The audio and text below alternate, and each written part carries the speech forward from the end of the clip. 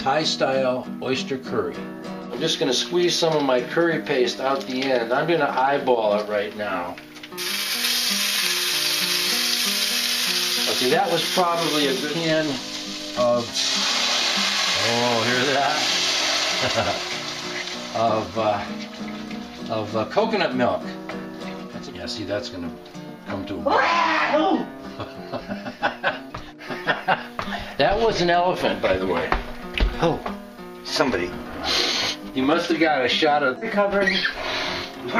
We've been sneezing and hacking and coughing. What happened was our Camera crew down. Camera crew down. Crew down.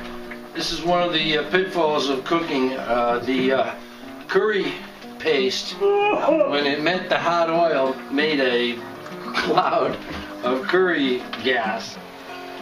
This is a great dish for oysters this time of the year because the oysters in Washington State, as the water warms, are starting to want to get ready to spawn. So the oysters have a softer texture. What we're going to do, we're going to poach them in the curry sauce itself with the vegetables. It's a nice way to firm up the meat, add some nice flavor to it. There we go. We're almost, see, it's just starting to boil.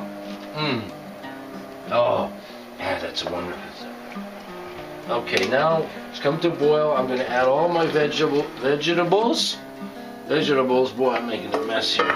Here's we're going to add. See, these are pretty nice size oysters. You can see they're pretty large. 3, 14, maybe 15. I'm going to drizzle just a little of the oyster juice in there. I would always do that. It'll add some nice seafood flavor. These nice oysters. Look at that beautiful oyster with carrots and onions. Oh, we're going to have a nice dinner. I'm just going to take an oyster out and just kind of feel it with my finger.